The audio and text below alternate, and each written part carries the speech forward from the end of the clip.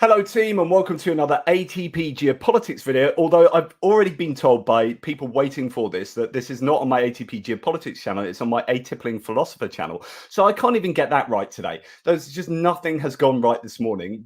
Firstly, I have an esteemed guest on, John Sweeney, a former BBC investigative journalist, written with a number of different publications.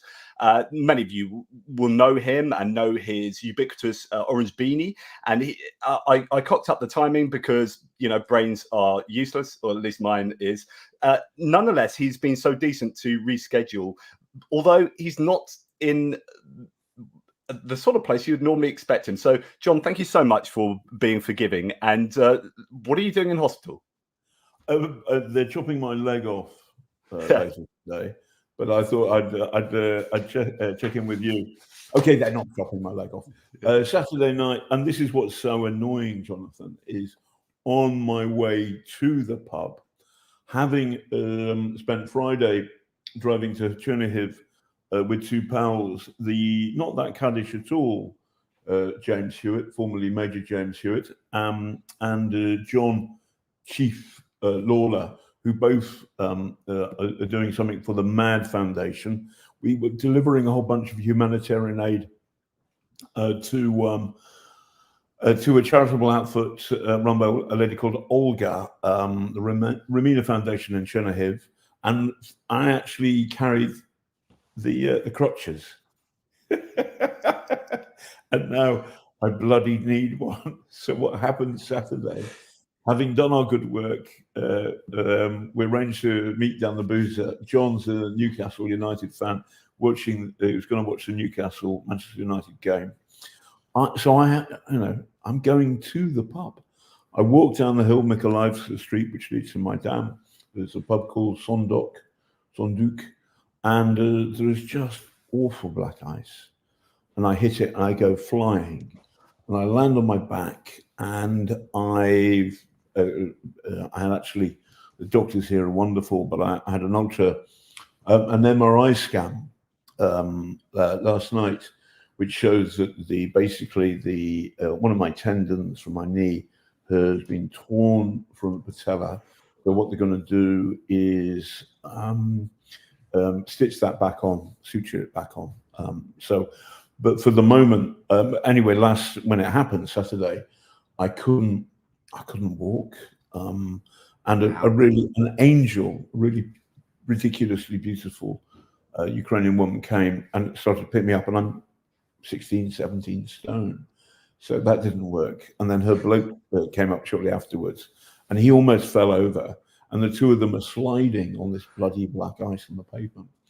And then two more chaps who are more my size come along, and the four of them managed to get me up. And then we walk down the road, and then we get to the pub, and James had gone, "Oh, Sweeney, why are you showing off now?" but they can see actually I cannot walk anymore. So because my leg's gone, it's the moment I put any weight on it, I crumple.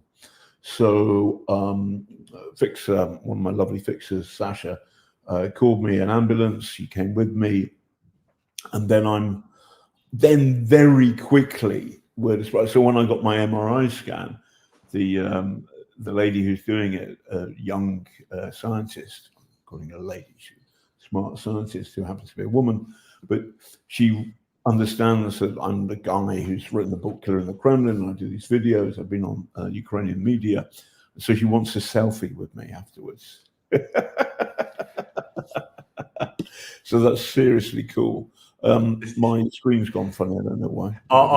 I'm sharing with the audience Killer in the Kremlin, just because you mentioned that. And actually, so I mean, first of all, I hope that your injury doesn't get in the way of your indefatigable approach to communicating. We're going to talk so much, hopefully, about communication of truth and disinformation and all that kind of stuff. But I guess place to start would be Killer in the Kremlin. So this is an absolute must-read book, and I actually advise people to get the audiobook version of it because you read it, and I love it when authors read their own work because you get a sense of, the intonation and a sense of being you like reading the book to me is a sense of getting inside your mind and how, you know, it's just, I just think it's more, it's a really great way of accessing the work that people put out.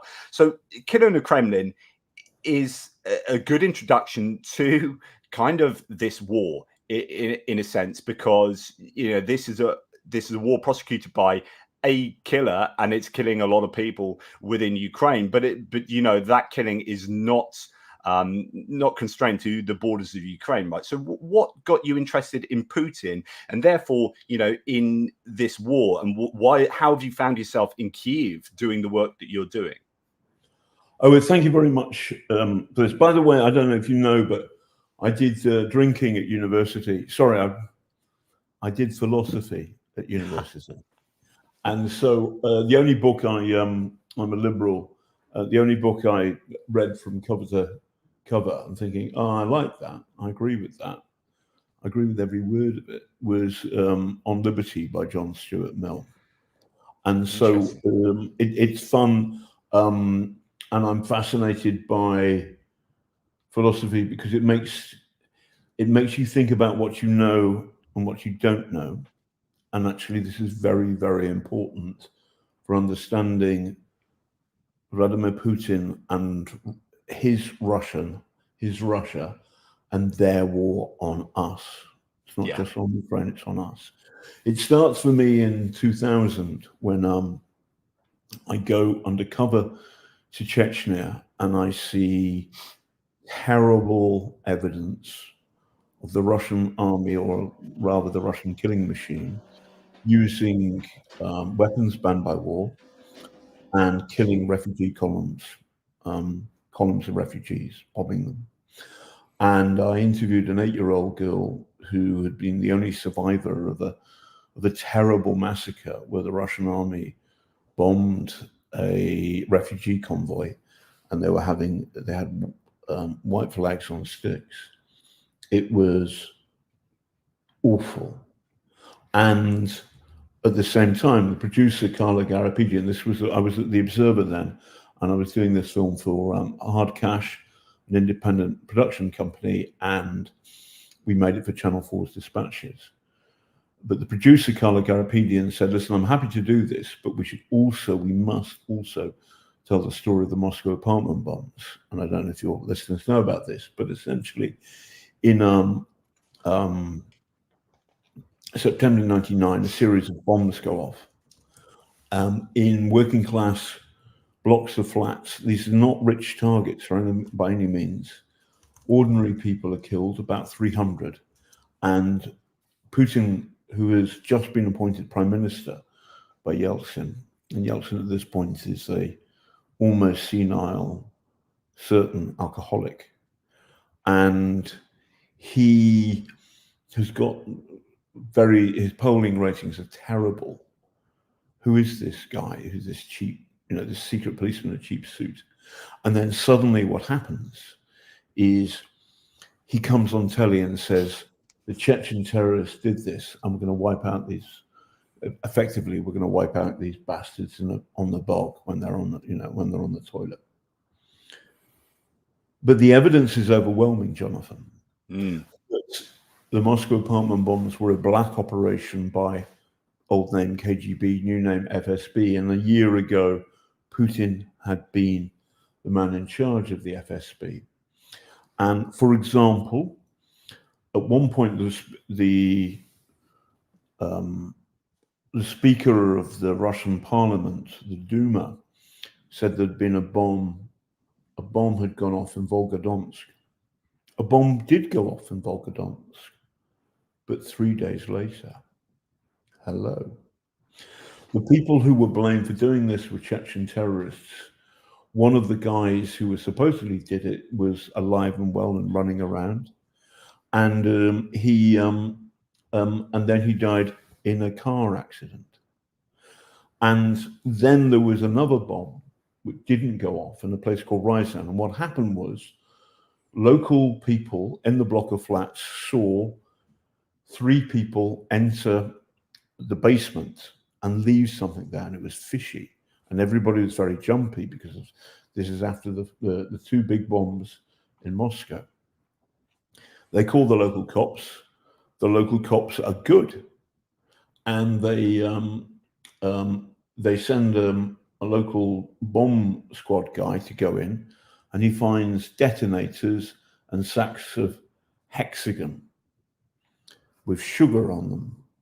But hexagon is a military-grade explosive. This guy defuses the bomb, but to be certain, to be safe, there's about 200 people in this block of flats. Everybody leaves at 3 o'clock in the morning, including an old lady who is near death. Now, you don't do this on an exercise. You do this because it was real. The cops now, the locals identify 3 Russian people, one of whom is a woman, blonde with a bob, 2 Russian men, not Chechen. Chechens are, they're from the south, they're more swarthy, they look more Mediterranean. These are Russians. The 2 Russians that are, they've got a fake number plate, a fake Ryazan number plate. This is where it's all happening, but one of them drops off, and so they've got a bad number plate, a Moscow in the front, Ryazan at the back. On the way out of Ryazan, they're stopped by the cops, and they flash their FSB cards. So the people who planted this bomb were FSB agents.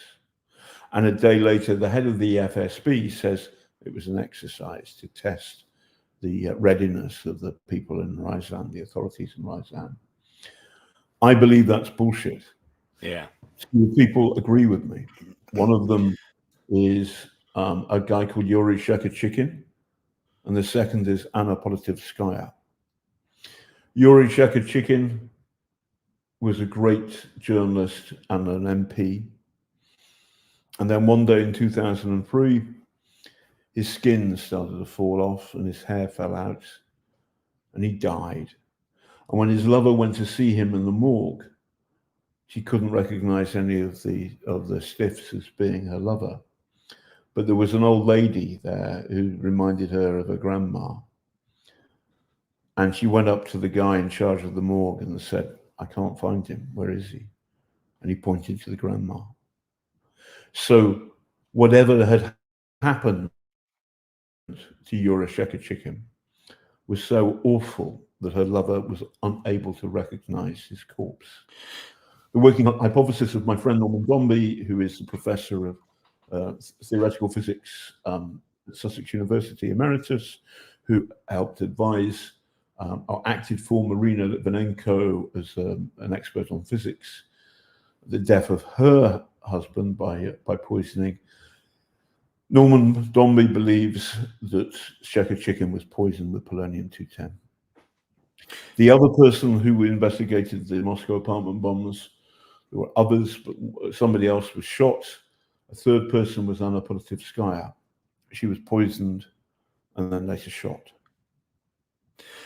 So, I mean, Lawrence asks here, when did the intelligence agencies become aware that Putin had orchestrated the apartment block bombings to start the Second Chechen War? So, when was this,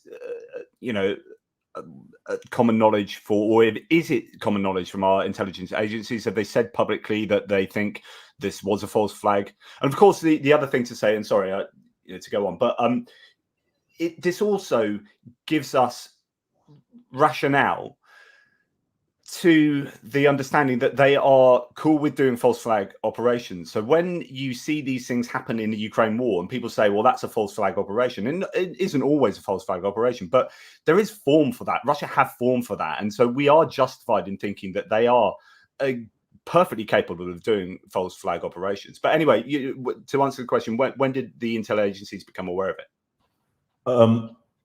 Well, I wrote an article in the Observer in March 2000, in which I said that Vladimir Putin was a war criminal, and I set out the evidence of that the Moscow apartment bombs and the Ryazan apartment bomb were a false flag operation. And so it wasn't in an MI6 report; it was in the pages of one of Britain's great Sunday newspapers. So, but also I learned subsequently from Craig Murray, who had been the ambassador or even the deputy. He was a senior diplomat before he became ambassador to Uzbekistan. And he can remember reading an MI6 report about this very thing. There is a real problem, though, Jonathan, is because our intelligence services, I'm not a conspiracist, I understand what they do, and I'm glad that they do what they do because they're there to defend us against the KGB, the FSB, the Chinese Public Security Bureau. So I like the fact that they're there. But there is a problem I have with these people, in that they live too long. They live too long in the shadows of the Cold War, and they're not open about what they know. Now, there's a problem here, and I know this as a journalist, is if you put out everything you know, then the other side might well work out how you're working things out, and therefore that they get a tactical advantage. But this is a nuanced judgment, because it's also important to tell us, the voters in the Western democracies, what they know. And I think the problem is hiding in the shade has a tactical advantage, but is turning out to be a strategic disaster, because there are far too many people in the West, right up to Trump, who have bought the Kremlin's narrative. We need to fight that in the open and in daylight. It's a really bloody good point there, because I think one of my big criticisms of the Biden administration has been that they haven't communicated clearly enough the reasons why it is absolutely obligatory that the US and allies of Ukraine support Ukraine as much as humanly possible. So they've gone through most of the war so far, talking about the moral aspect, but they haven't done enough to talk about. And it's only the last week that you started seeing infographics coming out about the economic benefit to certain areas like Pennsylvania and Arkansas and Texas that are getting influx of cash due to the construction, the manufacture of weapons of war that are going to help Ukraine. And so the Biden administration needs to clearly communicate the moral aspect, of course, and I think they've done that, but probably not the geopolitical aspect. And this comes from, like you're saying, like knowledge of what your security services know. Communicate some of that to the public, so the public get on board. The economic rationale and all these reasons, so that the American public and politicians who don't know better are armed with the correct reasoning and the correct information, the correct ammunition, in a sense, to be able to judge this correctly. And at the moment, we don't have American politicians, let alone American public, in the right place to be able to support, policies, because they just don't know the right stuff. Yes, so the moral argument for helping Ukraine to victory, I'm not talking about, for as long as it takes, helping Ukraine defeat the Russian fascist invaders, has been well made. But actually, the bigger argument for me is one made in my book by a former NATO, the advisor to NATO Secretary General on understanding Russia. And this advisor said, we're at war with Russia. We've been at war with Russia for a long time. It isn't a war of things that go bang most of the time, but it is an influence war. And it's all harder to wage. And I asked him, his name's Chris Connolly. I asked Chris, how are we doing at this war we don't know we're fighting? And he said, badly. So part of my context is, to answering your question, is I'm critical of Western intelligence agencies, MI6, CIA, because they spend too much time in the shade, and they need to be more open with us, the voters, so we can see the nature of, and the extent and the force and the terrifying dark majesty of the Russian lie factory, because it's big. And if Ukraine falls, and this is a possibility now, if Ukraine falls, then we're next. And I think Putin is waiting for a Trump victory, and that's what the bookies are giving him at the moment. It's very, very scary. I am scared. I am frightened. What we must do is be open about our information, and we should act on it. The best way of defending the United Kingdom, the United States, the whole of Europe, is to give the tools to the Ukrainians so they can do the job. Right now, there's a story, excuse me. Well, you're absolutely right. To interject, I've been saying the last few days, well, for a very long time, that we need to allow or facilitate or help or whatever Ukraine to win on a battlefield on the terrain with weapons, so that we can win in the trenches of the virtual world, in the battlefields of the information space, because like that's the fight that we're having, but actually our success is dependent on the fight that the Ukrainians are having. So to win here we need to win there. Yes, to win here we need to win there. Bob Seeley, who's a Conservative MP for the Isle of Wight. I can see the Isle of Wight from my house, by the way. Oh, fantastic. Whereabouts do you live? So, yeah, I know. I looked at your Wikipedia page. You went to Barton Peveril College in Eastleigh, which is fairly local. I'm Fareham, so. Yes. Well, then I will. Whenever when I get back to Blighty, let's go for a pint. Stand straight, John. I'll explain why. Yes, because anyway, so Bob Seeley is the Tory MP for the Isle of Wight. We disagree about lots of things. Brexit, for example, with a big bloody B. But Bob is very smart. He was in British Army intelligence or something like this, and he's very, very good on Russia. Speaks Russian, and has written a really brilliant piece in Foreign Policy, in which, and you put a link to it afterwards or whatever. But Bob Seeley's piece sets out. There are two methods of Russia waging conflict against the West. The first is Vojna, traditional war. The second is Borba, struggle. And the mistake that so many Western politicians make is that they see the Vojna in Ukraine. And if Ukraine doesn't actually win this war, it's okay. But they're forgetting the Borba, the struggle.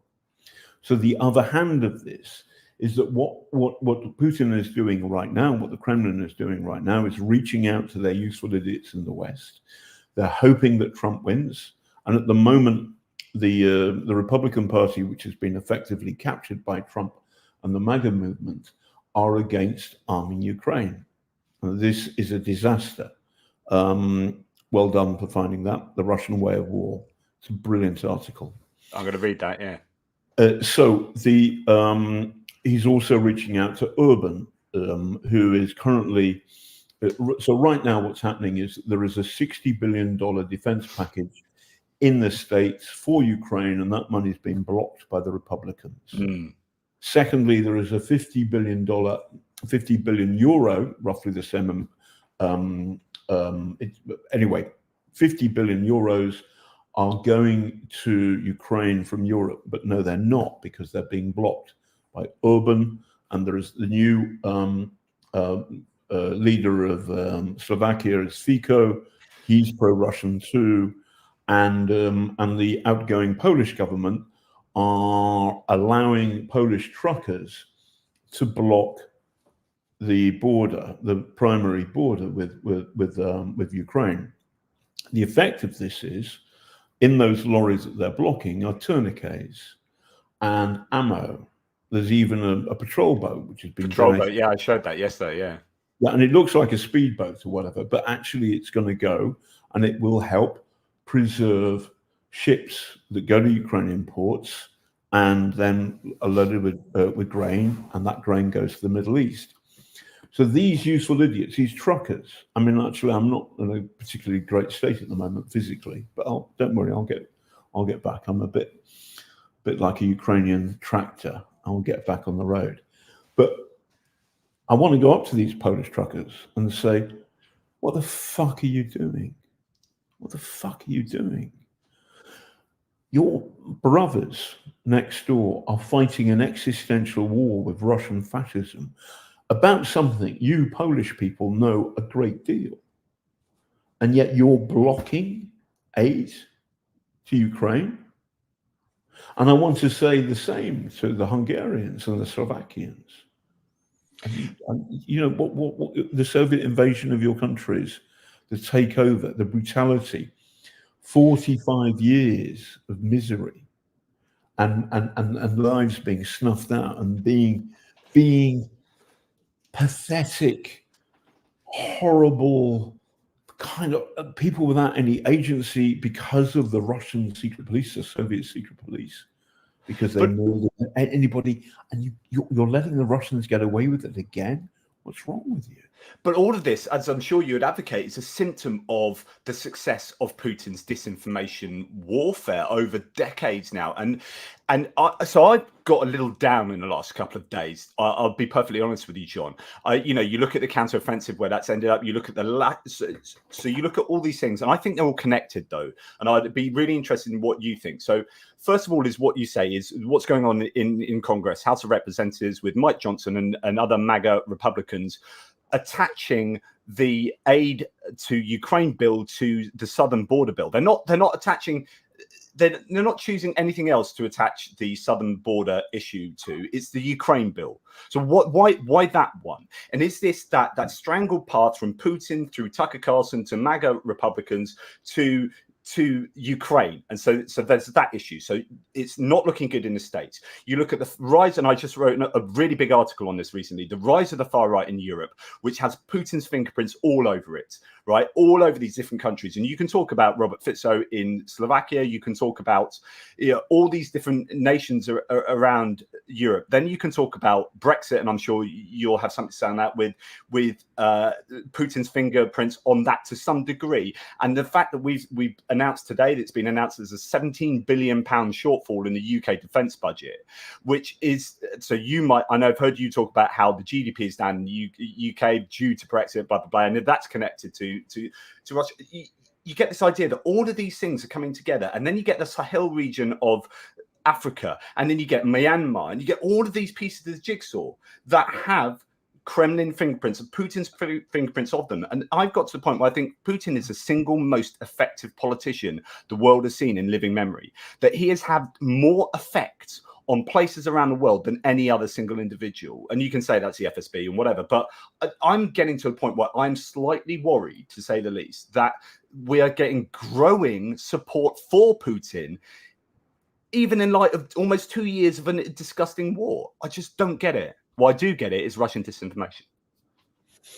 So I think you're right. And I actually haven't thought I've ever heard what you've just said, which is that Putin is the most effective politician in the world right now. And I think that's true. And what's happened is that he is a cunning intelligence officer. And by the way, I am in favor of the West doing their absolute best to help Ukraine win the war, because I'm worried to win the traditional war here in Ukraine, because I'm worried about the border, the struggle. And what Putin has done is realize that if you manage to sort of get through and sort of push aside things like the rule of law and the traditional balances of things like the mainstream media, which are properly regulated, if you manage to sweep those aside, then you can get to a lot of people and you can alarm them and frighten them, and then somehow weaponize this fear to get them to do what you want. And that's populism. And what Putin is doing is he's an engine of chaos, but in particular, he's an engine of populist chaos. And actually, by the way, this is in a funny way like Stalin, because although the rhetoric of the Soviet Union under Stalin was kind of like communistic, was left wing, the actual reality of his policies was far right, uber nationalistic. That actually, although he was a Georgian, he ran the Soviet Union as a Russian enterprise and deliberately set out to murder anybody who'd get in the way of that. Ukrainian nationalists, Chechen nationalists, everybody.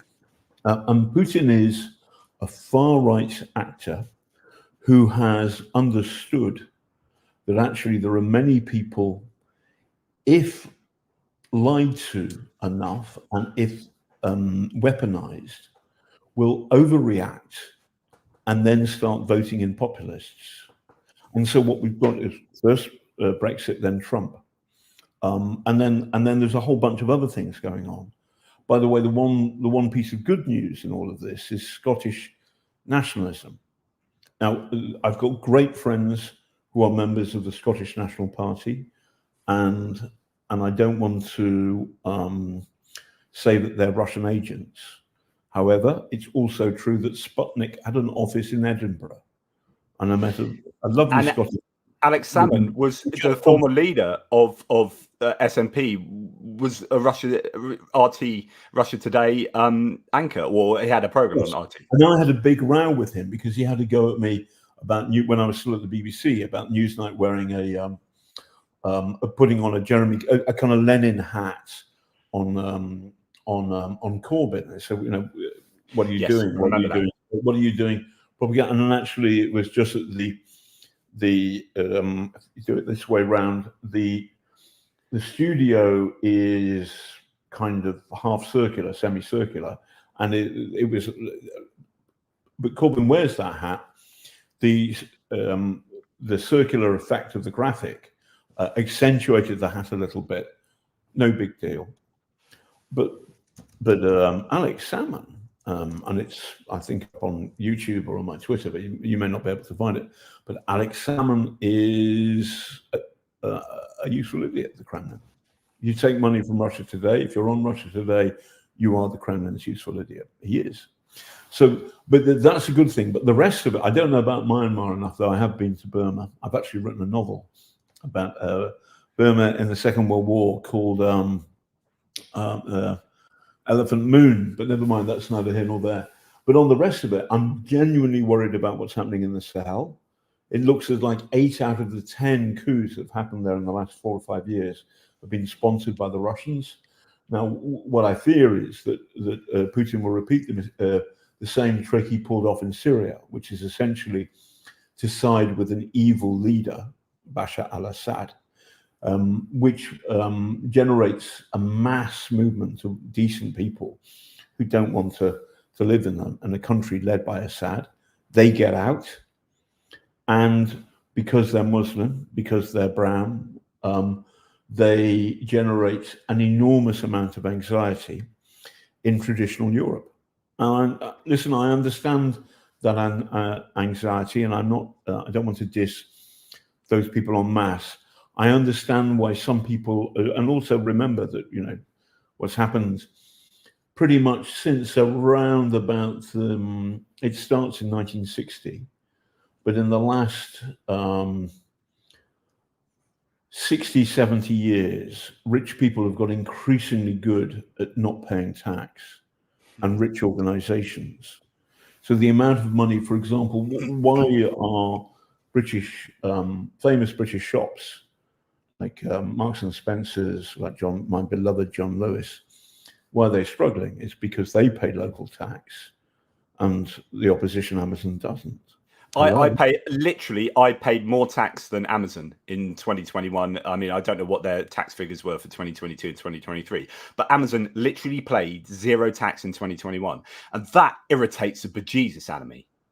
So anyway. I'm not sure that's right. Amazon would say, if there was an Amazon PR man, they would say they'll pay some VAT, and obviously they pay tax on the wages. They have to pay some national insurance, so they do pay some tax. But but because of clever tax scheming, most of their profits, what they do is they keep on putting their profits back into the business, which makes their business grow bigger and bigger and bigger. But also, the profits are held off Britain's shores. They're held in places like Liechtenstein and Luxembourg. And this means is that the British taxman gets nothing like what he should be getting. Now, there's a political reason for this, in that our politicians have not grappled with that mistake. So an awful lot of working class people who pay PAYE are looking at this and saying, well, this is wrong.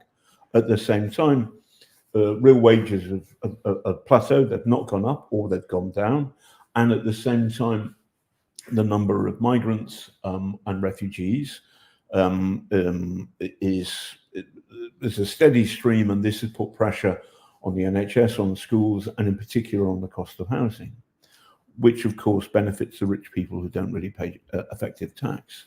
So there is a massive problem with how we pay for our democracies to function, which our politicians have not properly addressed. And at the same time, Vladimir Putin and the Kremlin are weaponizing these anxieties and these fears, and they're not, there are some basis to these fears, but the problem is the fear is far greater than the problem, and it certainly doesn't help if people end up doing what the Kremlin wants them to do.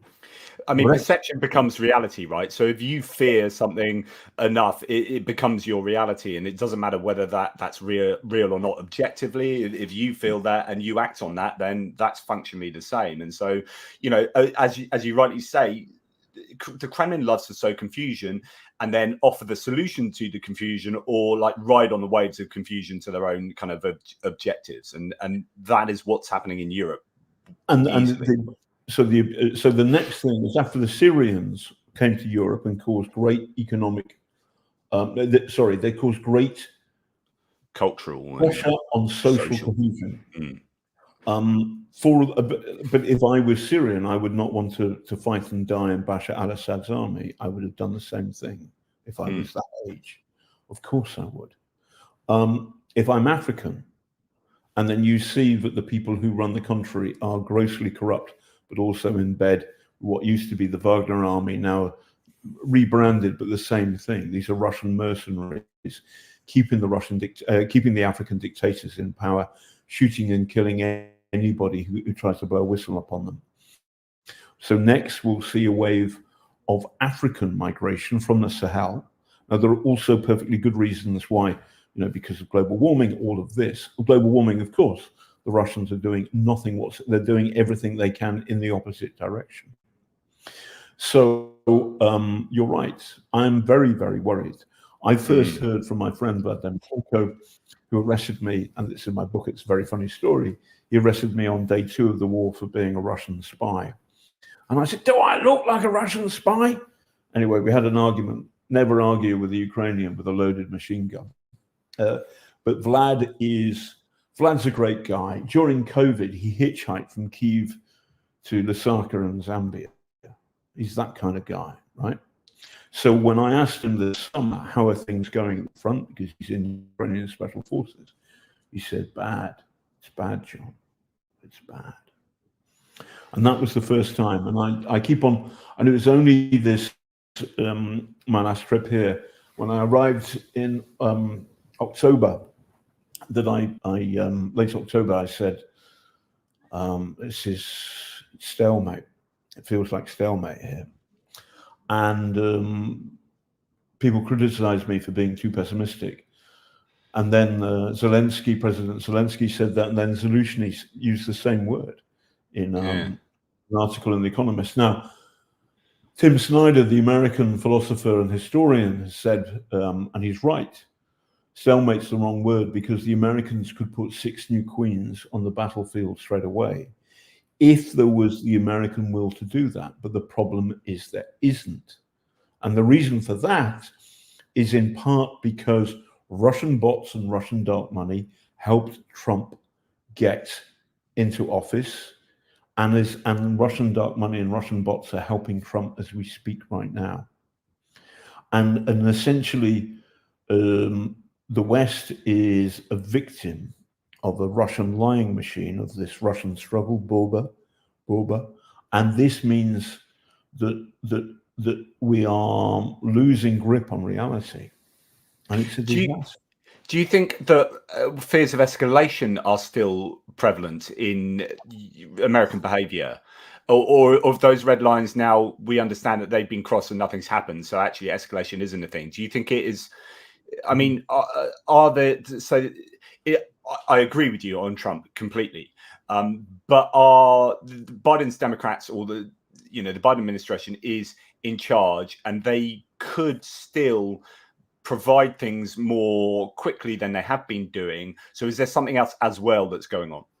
So within the America, you've got a Trump is Moscow's man. Biden isn't, but Biden is was a man who was brought up and lived through the whole Cold War, and is afraid of nuclear escalation leading to nuclear war. And I think his fear is misplaced. But this has been the governing factor in his policy. And the problem is, traditionally, you would find the Republicans who are actually saying, no, we've got to spend more money on defense. We've got to do more. And actually, what's happened is that that there has been no pressure on the Democrats to do better. When there was cross-party approval for spending money on Ukraine, what happened was that Biden slow walked it. So the Biden Pentagon has drip-fed aid to Ukraine. Now the Republicans have said, nah, we spent too much. We're bored now. We don't want to spend any more. And the problem is that Biden has been too slow. So the Ukrainians don't have enough stuff. But what's also changing is that everybody's watching what's happening here. Because the West have proved to be fickle allies to Ukraine, never mind the rhetoric, what about the delivery? Because we've been proved to be fickle allies and the Chinese are watching, the Chinese are sending an incredible amount of drones. One of my visitors here is I think he's a colonel in the Ukrainian army. Like, what's fun about being in a sickbed is I get interesting visitors. And this guy was saying that we don't have enough artillery, but right now drones are way more effective. But we're not, our generals aren't getting this. They're not understanding what's happening here. A whole new form of warfare is happening here, and much of it is powered by Chinese-made drones. The North Koreans are sending old-school ammunition. But what's happening is the autocracies, the dictatorships, are getting together, while the dictatorships, in particular Putin, is using our democracy against us. He is weaponizing the enemies of people who believe in the rule of law, like Trump, against us. Do you think there's genuinely an axis of evil developing then? Yes. I mean, there's a problem with the historical axis of evil. But just because George Bush used the phrase does not mean it's wrong. Oh, no, yeah. It's wrong. I actually prefer the axis of bad because it slightly differentiates it. But yeah, you know, North Korea, China, Russia, Iran, and their proxies, Hamas, Hezbollah. By the way, Putin loves an anniversary. When was Anna Politkovskaya, his greatest critic in the Russian media, when was he shot dead? Do you know, Jonathan? No. October the 7th. When did Hamas stage their massacre against the raid in Israel? October the 7th. Yeah. What date is October the 7th? It's Vladimir Putin's birthday. Interesting. He loves an anniversary. He does love the symbolism of dates. This is true. Interesting. I mean, I wouldn't be able to comment as to whether that was intentional or not. I wonder about how much hand the Putin and Kremlin had in the Hamas attack. However, irrespective of that, it has been the biggest blessing to Putin that he could possibly have asked for. Okay, so there's a particular thing that happened on October the 7th. And by the way, I am my friend James Miller, who was a great cameraman who taught my kids how to surf, who went with me to Chechnya in 2000 to film this film. He was shot dead by a member of the Israeli Defense Force in Gaza. I'm not giving any kind of blank check for the Israeli Defense Force for doing what they're doing in Gaza. It's over the top. Also, at the same time, I hated Corbyn's anti-Semitism. I hated it. Yeah, because you wrote for the Jerusalem Post, and then the Jerusalem Chronicle. Sorry, the Jewish Chronicle. The Jewish Chronicle. Jewish Chronicle. Yeah. That was it. Sorry. Yeah. I did because Putin's narrative is that everybody in Ukraine is Nazi. So it struck me as being funny for me, who's been there's a Russian called Yuri Feltinsky who helped Marina Litvinenko write a book about her husband and about the murder of Litvinenko. I think it's called The Age of Assassination. And Feltinsky I'd written in the Observer that Vladimir Putin was a war criminal. I wrote this in March 2000. And Yuri said to me, the thing about you, Sweeney, is you were the first one. So it struck me to call Putin a war criminal. So it struck me as being funny, Jonathan, for me to work for the Jewish Chronicle in a Nazi-run state. And I was very happy to do so until the Jewish Chronicle ran an article. Oh gosh, sorry, I'm tired. And I found the nature of the article, and the guy who authored it was he's effectively on the far right. Can you remember the guy who wrote the piece? No, I can't. But anyway, it's somebody who is more Islamophobe. I think he's an Islamophobe. He would say no. But anyway, all of this is difficult. All of this is nuanced.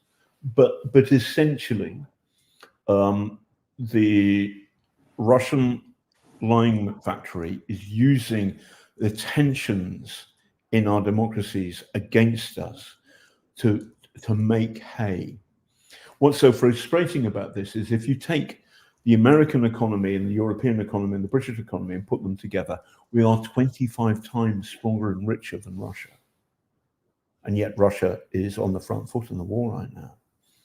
My Ukrainian friends are in trouble. And Biden was wrong to hesitate to give enough stuff to Ukraine in a timely fashion. And it feels like it's too late now because Russia has got hold of the Republican Party. So Biden isn't fighting Trump, he's fighting Putin. But he's fighting Putin through Trump, and he's finding it hard. And actually, I think that Putin has outfoxed him. The same why is our defense budget in a massive pickle? Because of Brexit. Because after Brexit, the City of London said, or rather the money that parks itself in the City of London said, well, this is a bit stupid. And Dublin, for example, now has higher house prices than London because of Brexit.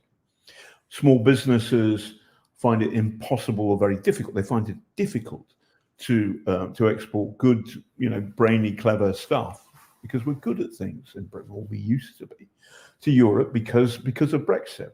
And that is meaning that we've got less tax for the taxman, for the Treasury to spend. And so we're in a mess. So Brexit has been a massive, massive success for the Kremlin.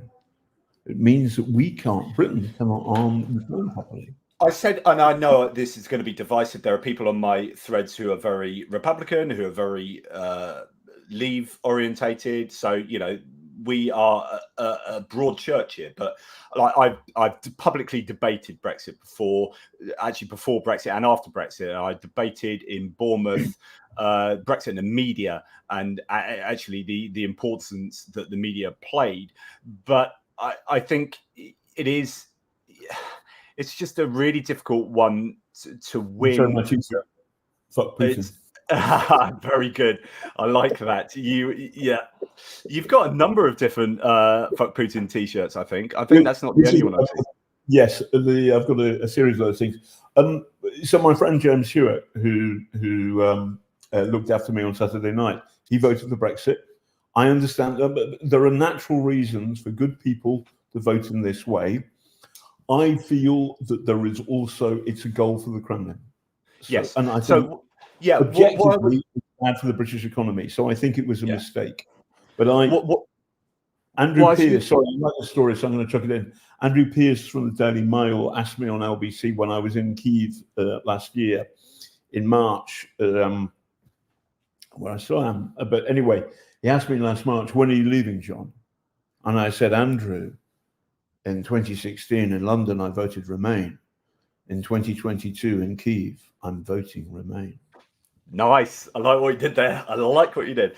What I was going to say is I remember speaking to my father, who was, super right-wing Brexiteer. And I just remember saying to him, look, Dad, you've got to look around. Who really wants Brexit to work? And if Putin is one of the main advocates for Brexit to work, you've got to be wondering what's going on here that's below the whole kind of arguments about immigration and arguments about this and that. Let's look under the bonnet here at what really are the mechanisms that are taking place. We've got Trump really wants Brexit to work, and we've got Putin wants Brexit to work. I think that here are people that are wanting advantages for them and not advantages for us. And you have to worry when one of your best mates is Putin in this, and yes, that's why I yes. And so, but he's exactly. But yeah, but as you say, these arguments will rumble on. I mean, just going back to the idea of disinformation, I love so we haven't talked about under deadly skies, which I'm just going to bring it up now on for the viewers to see. This is done through Bylines TV, and it is a fantastic documentary. It's not massively long; it's an hour long. It's well worth paying good journalism at Bylines TV to watch that through them. I would advise go and watch that. It's really good, and it's been produced by and stars John.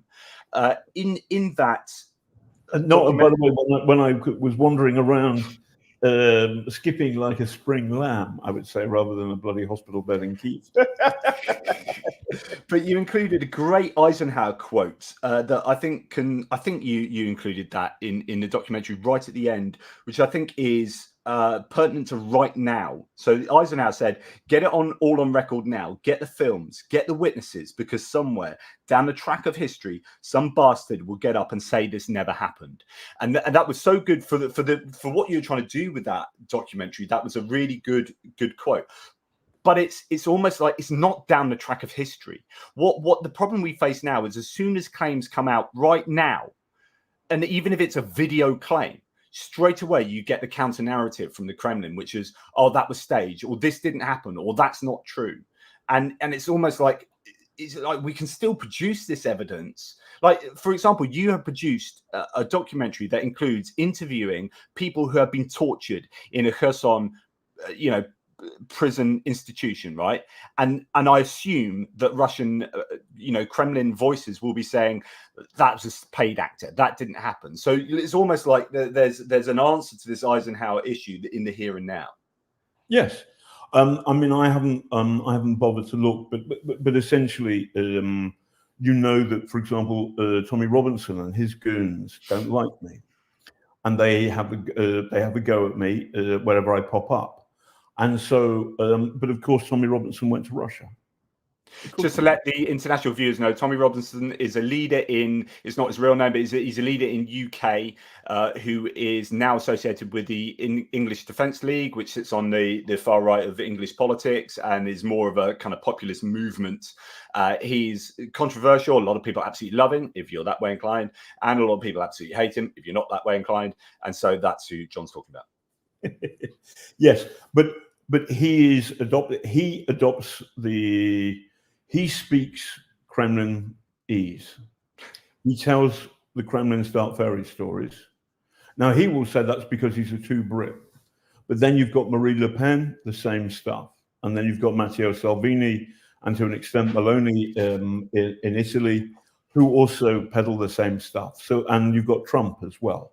So what's happening now is that it feels like fascism is on the move, and the axis of bad is more rather than less fascist, and the democracies are in trouble.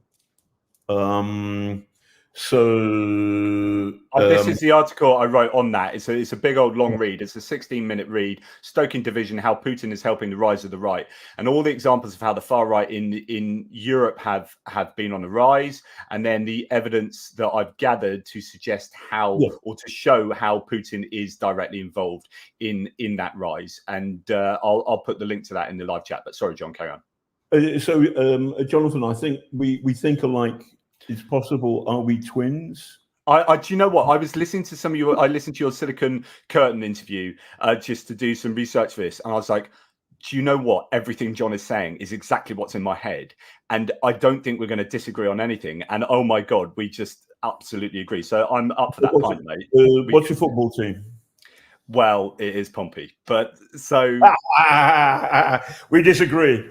Tranmere Rovers. Oh, it's all right. I thought you were going to say Southampton. You're all right. Yeah, that's fine. Yeah. My favourite line about Portsmouth was when the British Royal Marines got to Umkazia in 2003. There was a guy there, a reporter from Sky, and so this my phone. Kill that. Excuse me. There's a reporter from Sky who said, so how is it? And the British Marines said, hey, all these government ministers are saying Uncas is like Southampton, like it's a port. Well, the people here are throwing stones at us. They're shooting at us. It's not like Southampton. It's much more like Portsmouth. Which Very nice. By the way, I do love it. Also, I very much love, and I'm sure we can do this, have a pint of Horndean Special Brew. When I Indeed, although it's now owned by Fuller's of London. Yeah, I know, that's a tragedy. I'm a liberal and I'm against big state, and I'm also against big corporations. So, I wouldn't, I don't want to knock Fuller's too much, but I liked it when the Horndean Special Brew was made by Horndean's, the local brewery. Yeah. Goodness yes. me. Anyway, you're talking my language. Yes. But we're in trouble. Democracy's in trouble. The line that, the Yeats's line is right. The best lack all conviction, the worst to fall of a passionate intensity. And right now, my Ukrainian friends are they're suffering horribly. There's a friend of mine sent me a video. I've just put it up on my Twitter feed at John Sweeney Raw yesterday, which you can see, and it's a film. It's a 30-minute film about trench warfare, and it's called Tough Day Out East. And it's shot by Oleg or Sentsov. I've forgotten his first name, Sentsov. It's really, really good. And basically, you see it's a team of Ukrainian soldiers who are surrounded, and at one point you can hear Russian tanks go by, and they, watch to the end. But like bloody hell. So my friends are dying, and I understand what's happening here, and it's grim. It's seriously grim. Moment, I'm on a Zoom. The 5 minutes, yeah. Okay. Somebody's got to put a drip in me. By the way, Ukrainians know who I am. They like my nails. I'm going to be as good as gold here. But what's happening here is a tragedy, in that so many, the flower of Ukrainian youth, men and women, mostly men, are being killed and maimed because we have failed to understand what's happened, because we've been conned by the Russian Life Factory. And I guess that, this will be my last point then, which is, so in your interview, and again, international viewers won't know this of you, but your most famous appearance on UK television was doing a documentary for the BBC on Scientology, right? It's one of those glorious moments of TV. You can go and check it out on YouTube, where John is screaming at the people who've been following him. And I vicariously, through John, I'm like screaming at them too. It's one of those moments where I'm like, yes, John, I know that's unprofessional. I know that people might take the mickey out of you for doing this or whatever, but God damn it, man, you are absolutely on point. And he's screaming at these people that have been following him, doing the whole fair gaming of Scientology. And I've written plenty of articles on Scientology. But what I like that you do is connecting the brainwashing of Scientology, the cults of Scientology, with the brainwashing that's taking place of people with the Kremlin narrative across the world, not just in Russia itself with its domestic population, but people around the world. And we need to be aware of brainwashing. Yes. Right now, people, vulnerable people, are being, by which I don't, and this sounds elitist, but it isn't, because my parents were working class and I understand this stuff. I wasn't born with a silver spoon in my mouth or anything like it. But if you're, far too many good people are being brainwashed by useful idiots who effectively are peddling the Kremlin's lies. Russia is not a free country. Ukraine is not Nazi. Ukraine needs to defend its borders, and we should help them.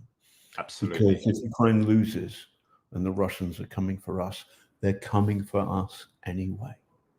And that might sound like, oh, that's that's way too, I know, performative. That's way too dramatic. But actually, they really are. When you think that that fight is taking place in our heads, that coming for us is happening at the ballot box. That coming for us is happening at the price of the fuel at the fuel pump. That coming for us is working on so many different levels than just driving a tank towards us. So absolutely, that's the right thing to say as far as I'm concerned, John. Look, I guess you've got to go and get fed with a drip.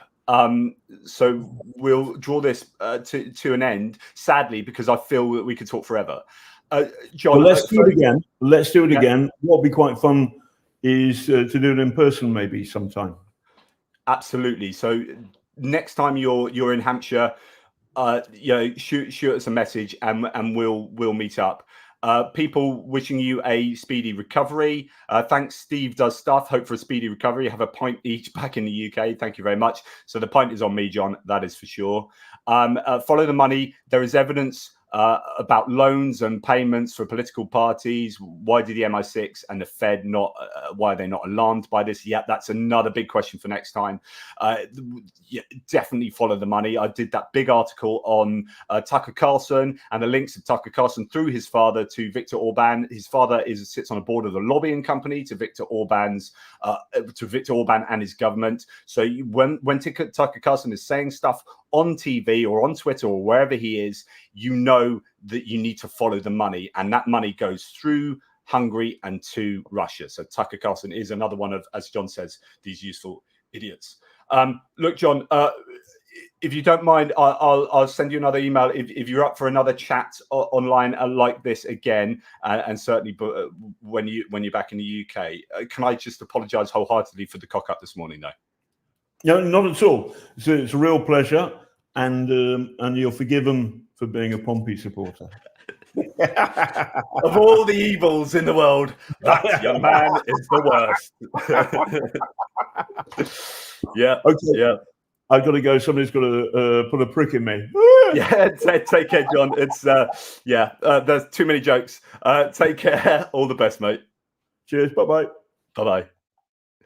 Well, thanks so much to John there, who really kindly agreed to do that and is doing that from his hospital bed. I can't thank him enough, and hopefully you appreciate that. I know, politically speaking, both myself and John are not going to be to everyone's taste, right? I know that there are half of you out there that are going to be deeply Republican and deeply leave in terms of Brexit and US politics and whatnot, but it's always useful to hear the other side of the story. And actually, we need to worry. So, like, for me, say, to look at US republicanism, for me, like, Reagan republicanism is taking a beating at the moment, and it shouldn't, because that should be where republicanism stands. And the kind of MAGA republicanism that has come to the fore over the last 6, 7, 10 years, really, we have to wonder how much of that is covered in the fingerprints of Putin. And whether it is or isn't, though, like, the end result of that, with, I would argue, Trump getting into power again, will be to the benefit of Putin nonetheless. So we need to be wary of this. And is this what we want? When you have, say, Nikki Haley on the books against Trump, why is it that Trump is attracting that support in a way that Nikki Haley isn't? When, to me, particularly when you look at Ukraine, I can't speak for the other policy points. When you look at Ukraine, she's clearly much more on the money than Trump is. So yeah, I know that this won't be for everybody, but hopefully you appreciated this. Look, I hope to speak to John again.